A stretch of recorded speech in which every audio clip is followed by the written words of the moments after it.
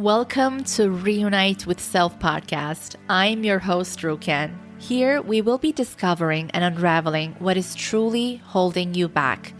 We will put the puzzle together and give you clarity on how and what you can do to create massive shifts in your life so you start creating the life you always envisioned for yourself. No more waiting.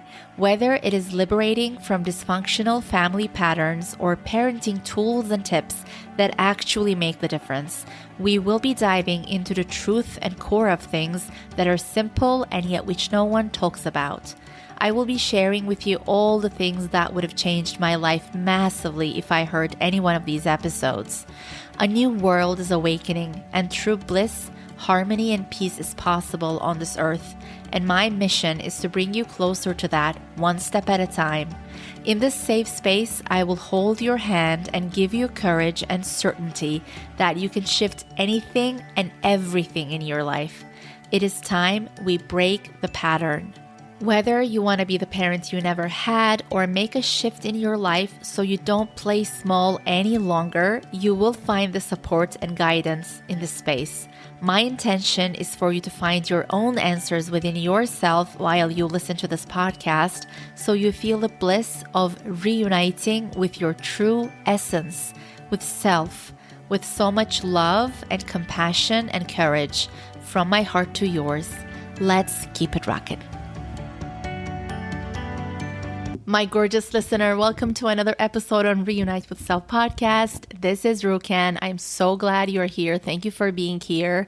And if you are a longtime listener, or if you've been listening, tuning into the podcast, I apologize for skipping a week last week. We skipped a week. This is something I never do. I rarely skip a week. I really had to do it in order to avoid doing something, in the middle of the night or something, and just being gracious with myself and also just serving you the best way. So I apologize. Thank you so much. Welcome back. We are continuing with a series that we began like over a month ago.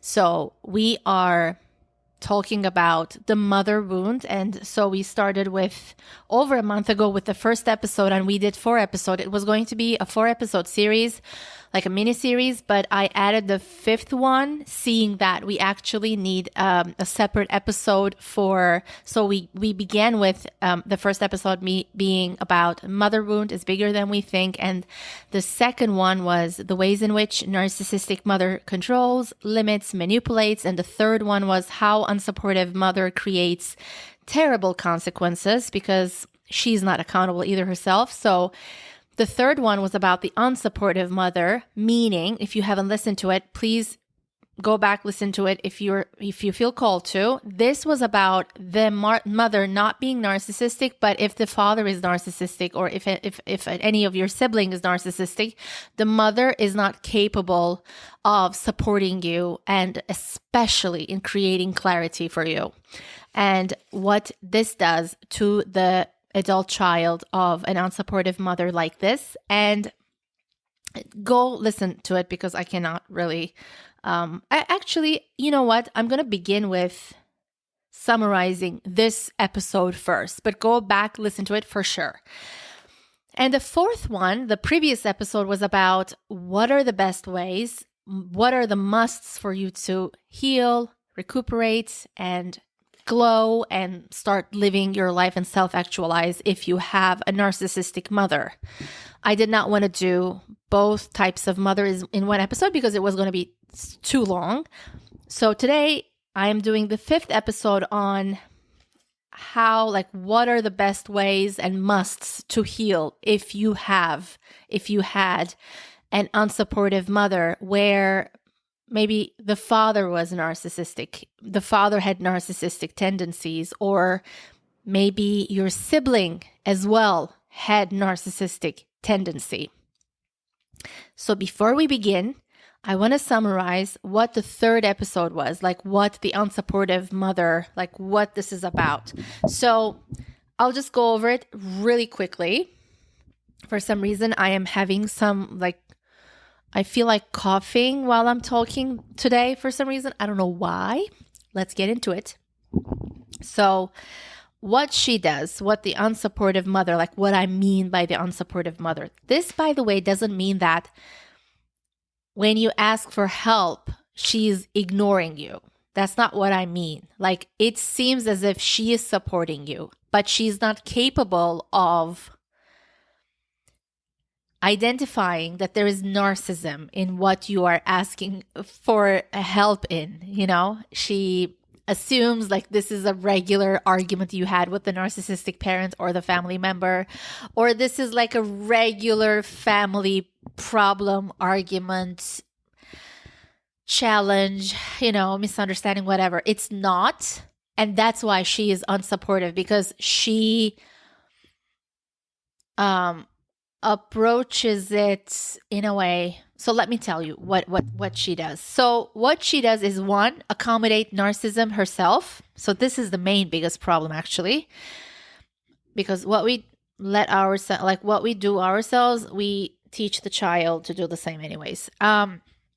So the second thing is asks you and supports you to accommodate narcissism. This is maybe the most challenging part of it. Like, they're all the most challenging part, but okay. The first one is she accommodates narcissism. The second one asks and supports you to accommodate narcissism. The third one sets an example and makes it okay to be abused by the narcissist. The fourth one is she cannot hold space when you are abused by the father, the brother, the sister, the relative, or etc. So, consequences. By the way, she can be supportive if you are abused by someone outside of family, but we always come back to the family first and look at it and create clarity. The other stuff, the outer circles, are only a result of what's happening in the inner circle. So if we deal with that, outer circle stuff just dissipates naturally.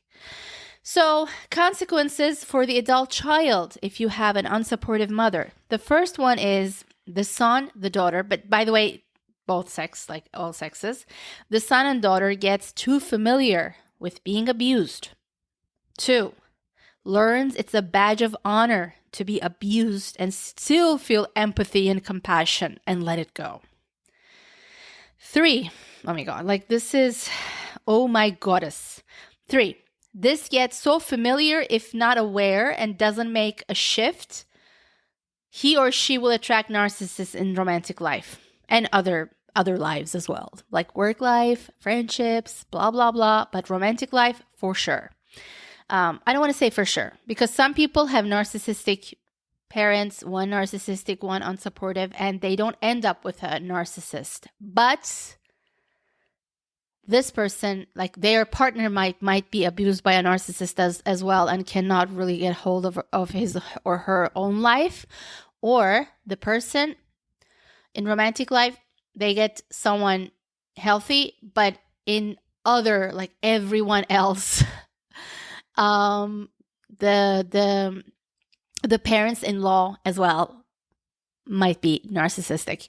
Okay, so let's come back. So 3, 4, it gets super complex trauma for the child, for the adult child, because the daughter or the son learned how to show empathy and not ask the person to be accountable.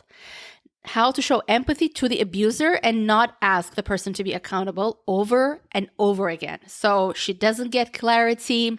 She's always in fight, flight, freeze mode or fawn mode. And she's a dysregulated nervous system and plays small for sure. So these are some of the terrible consequences for the adult child of the unsupportive mother if they don't create clarity, take action, make shifts, and create healthy boundaries. So let's get into the episode today. All right, so let's get into it. I have about 7 different things that I suggest you to do. I suggest you applying all of them.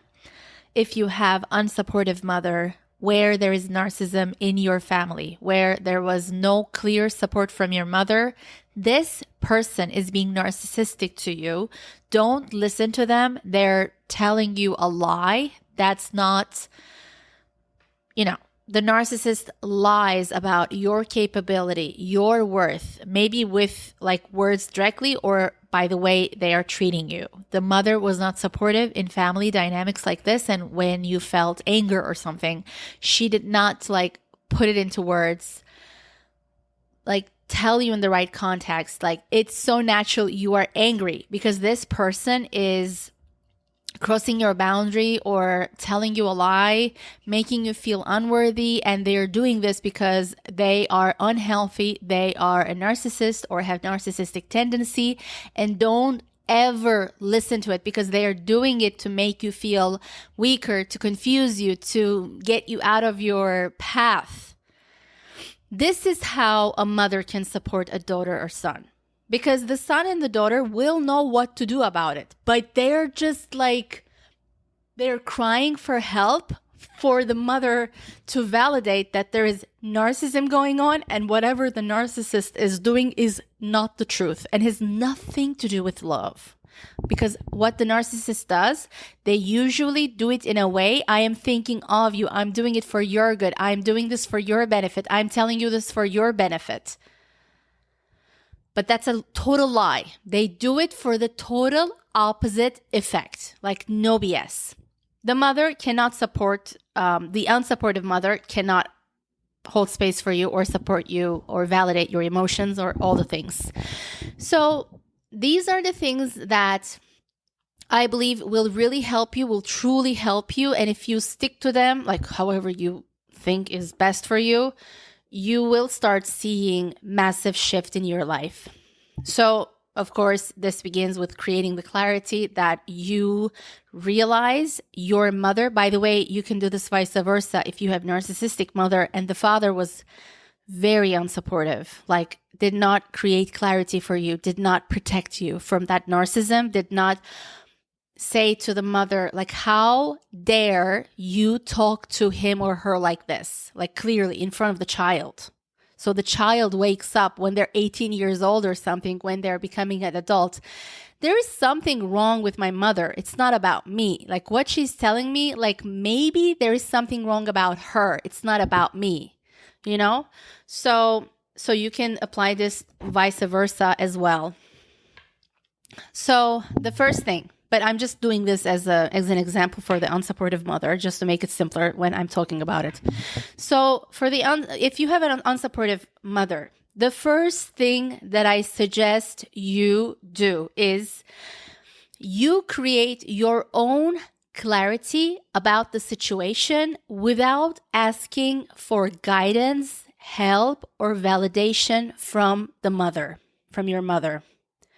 So you create your own clarity. If there is narcissism in your father, you create that clarity.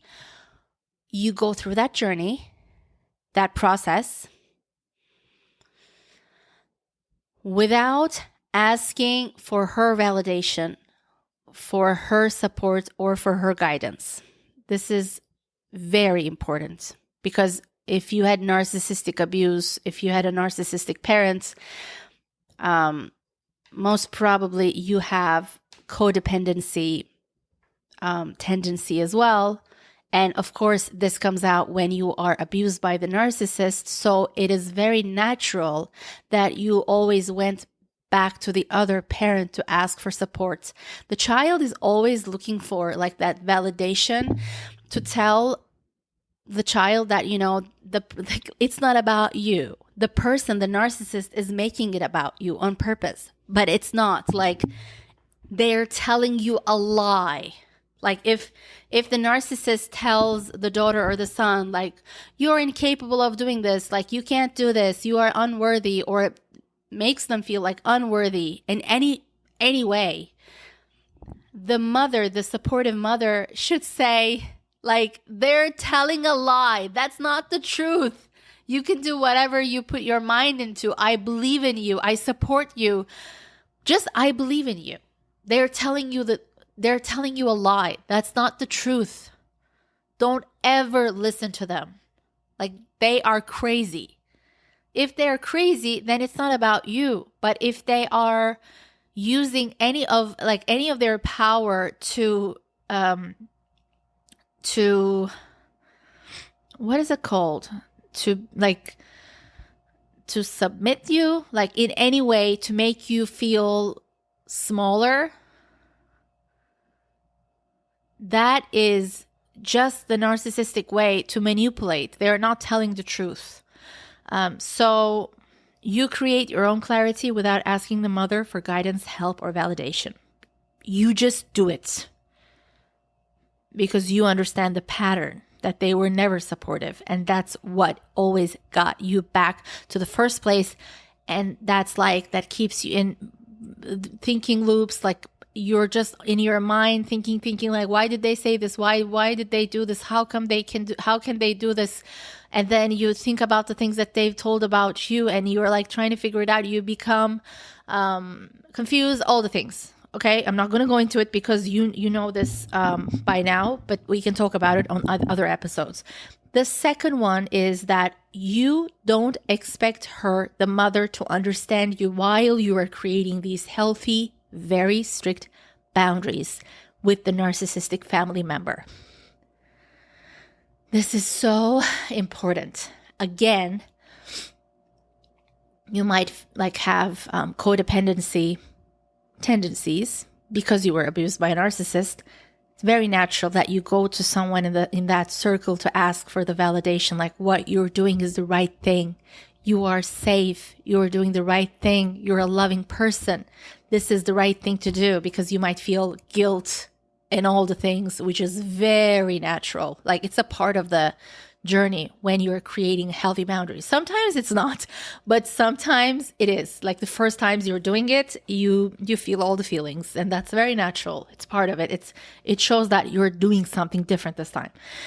So you don't expect her to understand you while you are creating these healthy, strict boundaries with a narcissistic family member, because this was never shown to you. Like a strict, healthy boundary, like what the F? Like never. You've never seen this. It's not familiar. It's not familiar to them.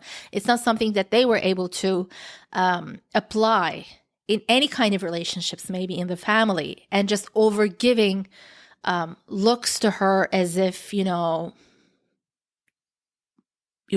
loving the person. You're a loving person. You're doing the right thing. This is what is required for a happy family, like all of the stuff. So that's not the truth, by the way. It's overgiving is never like it's not necessary for a loving relationship. It's like back and forth. It's not always one way, shows empathy and compassion for the other and sees the child in them. It's always both ways, different times maybe. So the third one is, I suggest not telling what happened if you had a fight with the narcissist. Like this, I'm telling all of this because these are the tendencies that we have. If we were abused by a narcissist, we tend to go to the other parent or tend to go to another family member to say, this is what happened. Like we had a fight and they told me this stuff, or you didn't have a fight, but they just broke your heart and made you feel like shit. Like, they just said something, did something that's so unthinkable and so that catches you off guard, because it's something that you would never say to the other person.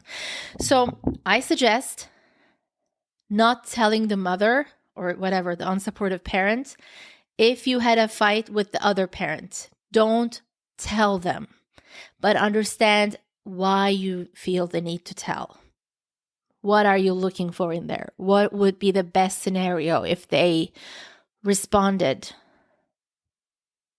that would make you feel like whatever you need to feel, that you would feel safe, seen, heard? What are those things? Because that's very important. And so what are the other ways? Like what are some of the ways that you can be compassionate with yourself, and what are some of the ways that you can self-regulate after a fight or an incident like that? So, like, understanding why you want to tell the mother gives you clues on what you need to give to yourself. you will give that validation to yourself each time, every time. Like, you know, you have a good heart. You would never say that thing to that person, like never, ever in a situation like that. And what are some of the ways that you can show compassion to yourself? And what do you need in that moment when you tell the mother? Like, what would you want to hear? Is it enough for her to hold space for you? Maybe it's not. Maybe it's not just listening, but also some kind of validation. Maybe a hug and showing you, like even in her facial expression, that what the other person did is not acceptable. Like, you wasting your time trying to understand why the narcissist did what they did is a huge waste of time. So you only need to hear when you're dysregulated and it's something so familiar to you, and they do the exact thing that disempowers you. They know what they're doing, even if it doesn't seem that way, even if it seems maybe they are sad, they are confused themselves, they are whatever. They know what they're doing, and they are doing that to dysregulate you, to disempower you, to make you feel confused. When you feel disempowered, you're not going to take the actions that you should, and that's going to lead to terrible consequences. There is no time for that anymore. So what are some of the ways that you can self-regulate, that you can show that compassion to yourself, that you show that understanding to yourself, that you listen to yourself, and just like putting your hand on your heart and knowing you have a good heart, and just knowing whatever healthy boundary you want to create, that is the must. Like, that's a must. That's not negotiable anymore. Let's continue. I don't want to get into the other stuff of what you should do with a narcissist. So this is the third thing. The fourth thing is that I suggest you make decisions. I suggest you do this. You will make decisions that might trigger or scare the unsupportive mother when creating boundaries. And you should know that this is something normal, and it actually shows you that you're doing the right thing, that you're doing something that will work because you're doing something different this time that you've never done before and none of the people around you did. So when you're creating a healthy, strict boundary, the mother might be triggered or might feel like scared, fear, because this is huge. So the unsupportive mother might have been so unsupportive all throughout the years because they see the truth. Their subconscious sees how malicious, how attacking the narcissist is. And it's actually something not to be accommodated. But the relentless ambition for a happy family, quote unquote, is so unhealthy of the mother. Like, their ambition for a healthy family, in air quotes, meaning it's like the idea of the happy family, just like looking like that picture, looking happy. Like, you might truly see each other, have meals, have vacations together, spend time together. Inside, how you feel in those moments is not of a concern that much, but that you're spending that time is more important for the mother. So there is this very unhealthy ambition that comes from the ego, that comes from fear, that might come from their wound as a child, their own ancestors' wound, as if, you're not safe if you don't have a family, the family's going to break, and then you're going to die and you're going to be left alone on the street, or whatever they're it's like an untapped fear. They are not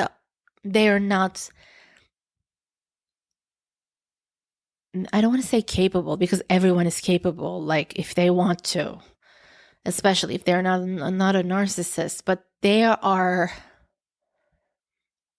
it's not their interest, let's say, to tap into that fear, because if they are aware of the fear, then it's they will not act from that fear. Or if they do, they will understand, go back, repair, explain you should go on your path. Never, ever give up on yourself. Like, you are doing the right thing, because I've seen over the years how this person have affected you. So you are on the right path. They most probably will not say this until they start seeing results in your life. But until then, like, that's what's important, because once it gets easier, you don't need my support. You will know what to do. But through my own experience and what I see around me, how people get stuck with the unsupportive parent is the first phase. The first phase, when you do things without asking for their validation. Instead, like, if they are triggered, that's a good sign. If they are, like, I love this quote by Glennon Doyle, like, maybe it's not a quote, but she said about her children, like, years ago, I heard this from her. She said, the more, like, if they go out in the world and do things that disappoints us, like, they should be doing those things, because that means they're living out their truth. Like, they should be actually doing things, like, not everything, but they should be doing things that disappoints us, because we have certain expectations of our children, blah, blah, blah. And they don't necessarily come from love, our expectations. They usually come from fear, usually. So if they are disappointing us, and that means they might be taking some risks, doing things differently, like, if they're following their heart, there should be things that we're disappointed by, because that shows that they are being authentic. But authenticity is something so scary for the unsupportive mother, because they're so codependent. They want you to be codependent to feel safe, to be safe, not to feel safe. Just so that in their mind, their ideal family is sick, but they're not aware of it. So instead of you being authentic and taking risks, they would rather have you accommodate narcissism, spend, like, normal times with them, like, spend, like, have meals, have vacations, spend time, like, meet the narcissist and just expose yourself to the BS. Like, that is better for them. But you have to do what's right. And you have to disappoint some people in your family. And that's a great thing. That is the only way we can inspire the younger ones. I would have loved to see older people than me, like older cousins, older people than me, that they just do their thing. They don't care about what they're supposed to lose or how it looks from outside, or if they will be, what is that called? Oh my God, I forgot the English word right now. Like, outcast. Like, they are not scared if you will be rejected by the family or something. Like, I would have loved to see older adults like that, like older people than me in my family. That would inspire me so much to do the same and follow my own path and feel the courage that, like, they are surviving. They're alive. They didn't die. They're doing their thing. They're being authentic. Like, how inspiring. This is the only way we can inspire others, if they want to do something that they believe in. So the fourth thing is this. The fifth thing is, you do things differently and you do it your way. So this is similar, but I want to say this again. You do things differently and you do it your way. So you don't think about how my unsupportive mother will see it, because it's so familiar to you. You will know what she would think. You will know what she would have you rather do. It's like, it is so familiar to you. And it's like being in prison, being in a cage. And it doesn't have to be, but the example might be, it looks as if you have the perfect life from outside, but your soul is dying inside. You're doing it just because we know the perspective of our family members. We know this. We all know this. So instead of following that and just dying inside and giving up on your life and not self-actualize and just do things just for the safety, not because it's not even safe, by the way. Like nothing like that is safe. But you just do it just because, it feels like the safe way, like it's your comfort zone. But you might be suffering in your comfort zone. So you do things your way, and you will not know the consequences of everything or how it will turn out or how you will get there. But you just begin. And then another thing is that you find other supportive circles where people's standards for relationships and for family relationships is much higher. So I'm telling you all of this, but on the side, you stick to the friends that understand you, that you don't have to over-explain what happened to you and why you're taking, why you're making those decisions, why you're creating those healthy boundaries. They support you from the beginning. You don't have to report to them everything that happened to you. They understand. And while you are doing this, because you become super magnetic and you start attracting,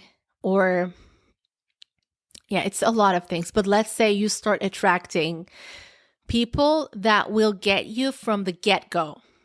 Their standards for family relationships, not just relationships. This is very important because it looks as if the unsupportive mother's standard for relationships for you is high for your romantic relationship or something. Okay? But that changes when you get married too. So please, always think about the family you come from. That's where everything is clear. So their standards are so low that even if the abuser does whatever, they would be happy if you see them again, although they never apologized. They never went for the repair. They never acknowledge what the F it can do to your life, to your self-esteem, to the way that you make decisions, to the way you live your life, and all these things. I'm not going to go into that, but you understand my perspective on this. So you start actually creating circles that are super supportive to you, and you don't even have to over-explain. They just know. They understand. 2 sentences are enough for a healthy person to understand this person is abusive towards you. I understand. You don't have to over-explain. Got it. And I support you 100%. Do what you think is right. I support you 100%. Because making that decision takes lots of guts. So if one decides to do so, the friend should support them, or the boyfriend or the girlfriend or whatever. The 6th thing is I definitely suggest doing a lot of inner child work. And this doesn't have to be something depends on what you have been doing. It's sometimes just doing it yourself, 5 minutes a day, or even better, 20 minutes a day sometimes, just sitting with your inner child, listening to him or her. Just, I always talk about the inner child work, but I can do a separate episode just on this if you want. Please let me know if you want me to. I would have to think how I would do it in a podcast with an example. Or if you have your own example, I would love to do it based on your example. And, I would tell a little bit of the story of what we're working on so the listener can apply whatever their situation is.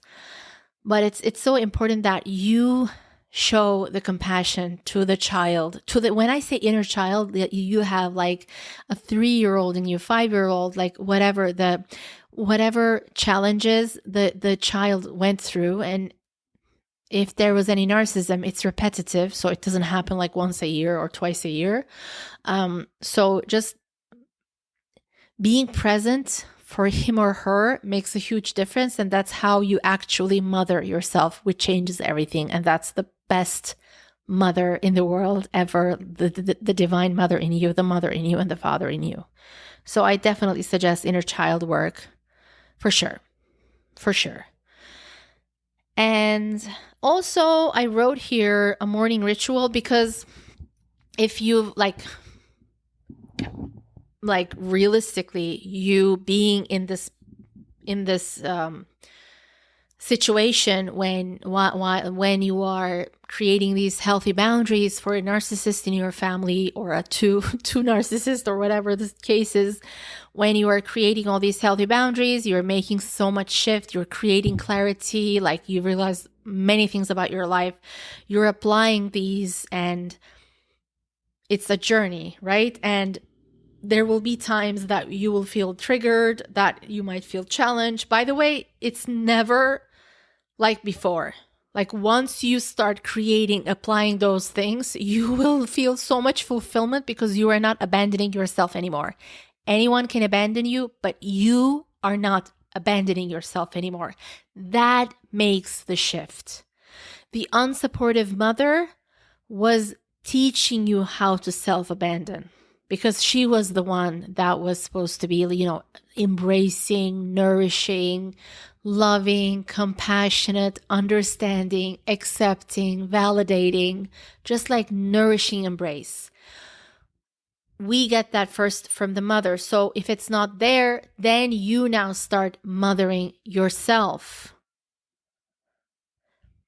And I think a morning ritual is amazing just to start the day in a higher note, like in your own natural energy, so that it really supports you, because like life is about like day to day to day. So if you have a morning ritual, that helps you a lot. Like maybe like a meditation or something, maybe like a moving meditation, like whatever speaks to you, whatever comes across when you come across something. If it's like, if it's grabbing you, then there is something there. Just do that, and then you might change it. You might do something for the mind, for the body, for the soul, all three of them together maybe, or one by one. But morning rituals are so amazing, so amazing, so amazing. It really changed my life. And I haven't been doing my morning ritual like before. I do movement and stuff, but I don't do like the meditation that I was doing, but it helped me so much. Like I always talk about this, but the first 16 months of me changing my life, I did that religiously. I did it almost every single morning, like no matter what. And it truly, truly, truly supported me. And I was thinking it was in my notes of like several dozen pages at this point of my, the things that I have to do that I must get done. But one of them is like, writing down morning ritual ideas, because I have so many of them. So if I write it down, then I can select the ones and make like a schedule, maybe like do some of them, like do like different packages. So I can do like 2 or 3 of them together some of the days of the week. Because like, oh my God, like morning rituals, like waking up early, the early hours of the morning, and like having a ritual and moving your body for sure, like movement. But if you incorporate that or add to it, like something for your soul and mind, oh my God, like that is going to be a great day. Like you have done the most important part of the day. So maybe we can do something together about this. I really want to do this because I have so many ideas and I have so many things that I've learned over the years. And so I just want to put them on paper and like see it in front of me. And I know that like what are like the most beneficial ones, but I just have to see it in front of me all together, because there is like many of them. And yeah, if you're interested in anything like this, please DM me at Kevela. My Instagram is in the show notes. Morning rituals are really very, very supportive for like having an amazing day, really. So this is all I have for you today. I feel like sneezing as well. I'm so sorry. Yes, I have to be like loving with my body as well, because I have been doing lots of things. But yeah, I think I'm having allergies late at night because I feel my body starts feeling tired. So, but we went over everything that I wanted to talk to you about today. So these are the things that I definitely suggest you doing. And I'm sure that like some of the things you've heard should be like interesting to you, to come to that solution after what happens repeatedly. Let me know what you thought. If this was supportive, please let me know what you thought, what your takeaway was, what you feel like might be a challenge, or what you think is like, yes, I got the solution. Like now this is like a confirmation for me. I knew that I should do this and I will start applying this. I am with you in the journey. I'm learning every day and I'm here to support you and see you. And I love you so much. Thank you so much for being here. I'm so, so honored that you tune into the podcast. I cannot even explain with words. It means so much to me. If I can help you in the tiniest way, if I make you feel seen in the tiniest way, or if I can validate anything that you go through, any of your emotions, it means so much to me. I value that so much. I'm so grateful. I love you. I will see you next week. My gorgeous listener, if you had any takeaways from this episode or from this podcast in general, I would love to know. Please share this episode with a few loved ones right now. You never know how they can benefit from something so small. And please take a screenshot of this episode and share on IG, tagging me at Khewela. That is Khewella. Khewela. That is my goddess wear brand, my Instagram page. I would love to know what your takeaway was, or something you found inspirational, or a confirmation you believe in as well. That would make my day. And you can always DM me if you have a topic or a certain question in mind that you want me to talk about. And give me a 5-star rating if you feel like it. That would help this podcast immensely to get the word out. I love you. See you on the next one. I want to see you shine your brightest.